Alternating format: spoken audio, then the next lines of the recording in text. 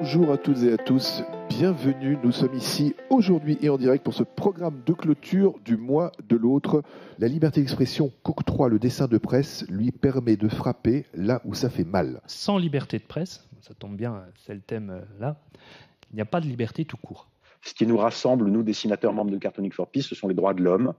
Donc, sur ces thématiques, l'égalité femmes-hommes, le partage des richesses, l'environnement, évidemment, nous allons, avec les élèves, débattre. Oui, très concrètement, ce sont les élèves qui ont chacun rédigé des plaidoyers. Et le cœur de notre projet, c'était avant tout le rôle du dessin de presse. On a travaillé sur des thèmes d'actualité. Et voilà, et donc il y a une production un petit peu de tout le monde qu'on a mise en commun et tout. Et j'étais assez impressionné quand même par ce qui est sorti. On a les premières, ils ont fait des podcasts et qui sont aussi disponibles sur notre site du lycée. Le jeu dont je me suis occupée, c'est en fait, il y a un titre de dessin de presse avec un texte et il faut retrouver le dessin de presse qui correspond. Ah, j'adore.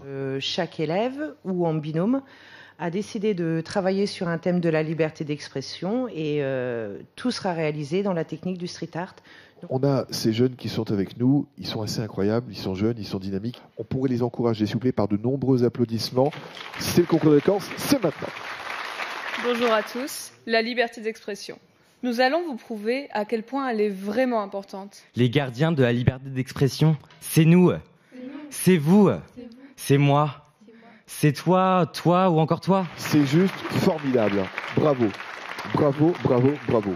Alors il y a le collectif, que c'est vrai que souvent quand on est en classe, quand on est lycéen, on nous demande de travailler plutôt individuellement, il faut travailler ses cours, il faut apprendre, et puis là c'est une belle occasion de se réunir et de travailler, comme tu le dis, en collectif.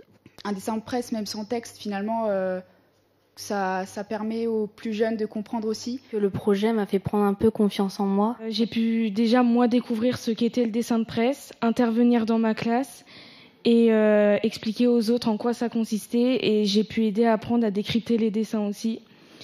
Et maintenant, je ressors en étant heureuse d'être rentrée dans ce projet-là. Quand on entend des réactions comme ça, oui, on a une part de mission qui est réussie. On se rend compte qu'on a en face de nous une jeunesse vraiment impliquée, dont les jugements sont très justes. Je participe souvent à des ateliers, ça nous arrive de temps en temps où on a un élève qui nous sort un truc génial. Qui sort l'idée on se dit mais pourquoi j'ai pas eu ça avant? Donc en général on met le dessin de côté et on s'en sert le lendemain. Voilà. Ah, c'est génial, j'adore.